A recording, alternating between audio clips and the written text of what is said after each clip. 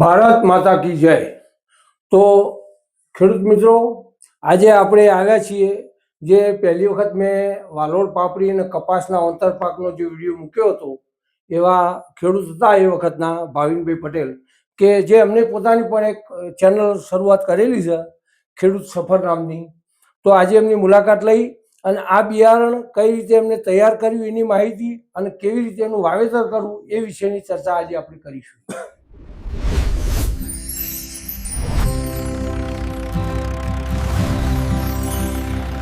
તો દિનેશભાઈ, તમે અમારું બિયારણ જોવા માટે અને બિયારણ લેવા માટે તમે અમારા ઘરે આવ્યા એ બદલ તમારો ખૂબ ખૂબ આભાર।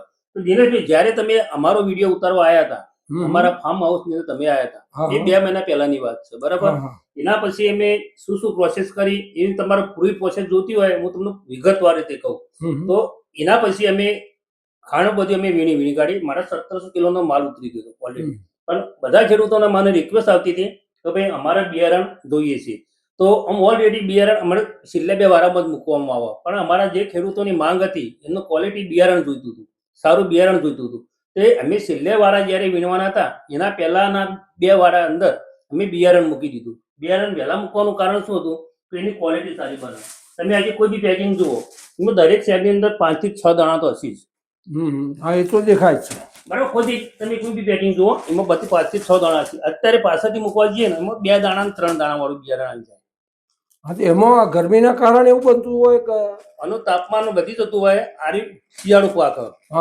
જ્યારે આપણે દિવાળી આવે એટલે ઉતરવાનું ચાલુ થાય, એને 2 મહિના કમ્પ્લીટ સારું બિયારણ ઉતરે। અત્યારે બી ઉતરે જ છે, અત્યારે ભાવ બી સારો જ છે, પણ અત્યારે જે બિયારણ આપણે ક્વોલિટી બનવી જોઈએ એ બિયારણ બને નહીં। એટલે અમે ઓલરેડી 150 થી 200 કિલોનું બિયારણ કરી કાઢ્યું। મારા ખેડૂતોના ઘણાને મેં મોકલી કાઢ્યું, અને ઘણા ખેડૂતોને હજી ફોન બી આવે અને વોટ્સઅપ બી મેસેજ બી આવે કે મને બિયારણ મોકલાવો। એના માટે અમારા જોડે સ્ટોક મર્યાદિત છે, કે અમે જેને પણ જોતું હોય એ મારો મોબાઈલ નંબર તમારા જોડે છે, તમે મોબાઈલમાં સ્ક્રીન પર મૂકજો। એ મોબાઈલમાં કોઈ બી તમારા ખેડૂતને બિયારણ જોતું છે તો સારી ક્વોલિટીનું બિયારણ અમે આપીશું। બરાબર। પછી આની એક બીજી વાત કે આ જે તમે પેકિંગ કર્યું તો દાણા કાઢીને કેમ પેકિંગ નથી કર્યું ને એમના એમ પેકિંગ કર્યું? મેન મુદ્દાનો પ્રશ્ન દિનેશ તમે આ લાયા, અત્યારે હું દોણા ગાડીની પેકિંગ કરું તો આનું બિયારણ સડવાનો ભય રહેતો હોય, આ બિયારણ સડી જતું હોય, અને બિયારણ ફોલીને તમે પેકિંગ કરો તો તમને મોંઘું પડી જતું હોય। આ 10 કિલો શેકો કુણી હોય અને આપણે બિયારણ મૂકીએ ને તાણે આનું કિલોનું પેકિંગ થતું હોય। તો અત્યારે આ બિયારણ હું ફોલીને મૂકું અને તમે ધ્યાન ના રાખો તો જ્યારે બી આ બિયારણ સડી જતું હોય, એટલે અમે શું કરીએ દર વખતનો અમારા અનુભવ પ્રમાણે, તો જ્યારે વાવવાની હોય છે એટલે એના 3 દિવસ પહેલા અમે આનું ફોલી દેતા હોઈએ, ફોલીને 1 દિવસ તડકામાં મૂકી દેતા હોઈએ અને પછી એની રોપણી કરી દેતા હોય। વીઘાની અંદર તમારે 1 કિલો બિયારણ ચાલી રહેતું હોય, આમાંથી તમારે 700 ગ્રામ જેવું બિયારણ નીકળશે। 700 ગ્રામ જેવું બિયારણ આની અંદર નીકળે। આ તો પછી બીજી વાત એક તમને કહું કે આ જ્યારે બિયારણ વાવવાની શરૂઆત આપણે કરવાની થાય એ વખતે તો કપાસ વાવેલા જ હોય, અને જ્યારે આ બિયારણ આપણે ખોલી અને એને તપાડવાની તમે વાત કરી, બરાબર? એટલે આ એમના એમ શેગો સાથે તપાડવાની કે એને ખોલી અને દાણા કાઢી? સરસ મુદ્દાની વાત તમે લાવો કે ખોલી અને દાણા રે ને એના જે આપણે સારો એવો વાટકો કો તો ટોકર હોય એની અંદર તડકો મૂકી દેશો એટલે એનું સારું એવું ઉગાવ થતો હોય। અમે આ સિસ્ટમ થી અમે દર વખત આવીએ, અમારો કોઈ દાણો ફેલ જતો નથી અને બધા દાણા ઉગી જતા હોય। તમારા બીજું કઈ ખેડૂતને આપો અને વધારે માહિતી જોતી હોય તો મારો વિડીયો બી અંદર મૂકેલો અને તમારી ચેનલમાં બી મેં વિડીયો મૂકેલો જ છે। એમાં ખેડૂતનું કઈ સિસ્ટમથી અમે વાલોડનું વાવેતર કરીએ, કપાસનું વાવેતર કઈ રીતના કરીએ, પછી એની વીણી કેટલી વીણતા હોઈએ અમે, એ બધું અમે ઓલરેડી વિડીયોમાં અંદર મૂકેલું જ છે। એક વસ્તુ છે કે આ બિયારણ આપણી ગામની આજુબાજુના જે ગામડા છે એ લોકો તો અહીંયા આવીને લઈ જતા હોય, બરાબર? પણ સમજો કે દૂરથી કોઈ ખેડૂતે આ બિયારણની જરૂર પડી અને મંગાવે તો એના માટે તમે કઈ રીતનું આ કરી આપો છો? દિનેશભાઈ જુઓ, મારા ગુજરાત બહારના બી ખેડૂતોએ મને બિયારણ મંગાવી મારા જોડે અને હું ઘણા લોકોને આપી પણ દીધું। એ લોકો કઈ રીતે લેતા હોય, મારા મોબાઈલ પર કોન્ટેક્ટ કરે, પછી મારા વોટ્સઅપ પર મેસેજ કરે કે એમનું એડ્રેસ લખાવતા હોય અને પેમેન્ટ કરતા હોય મને, એટલે હું એમને જે એડ્રેસ મોકલાવ્યું એનામાં કુરિયર દ્વારા હું એમને બિયારણ મોકલી આપું। બરાબર। આનો ભાવ તમે કઈ રીતનો રાખેલું છે અને કેટલાનું પેકિંગ કરેલું છે?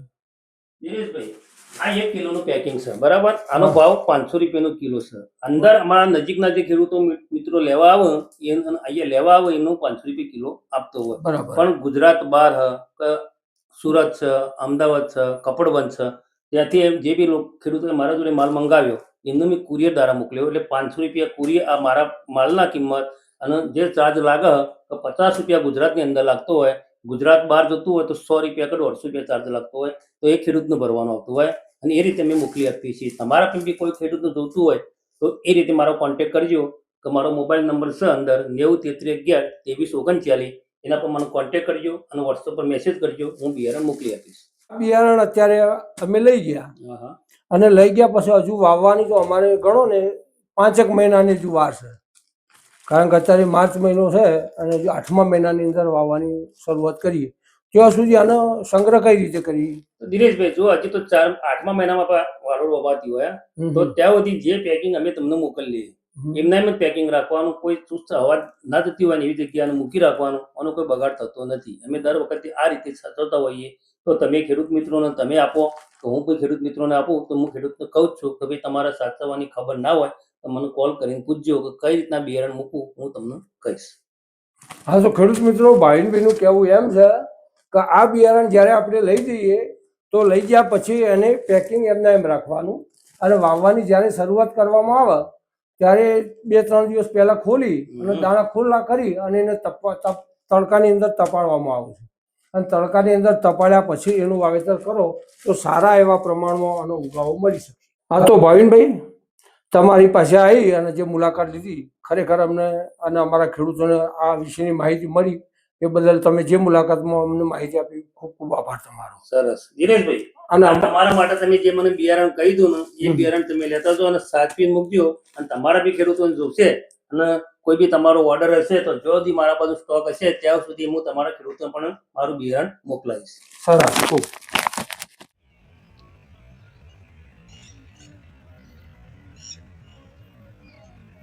June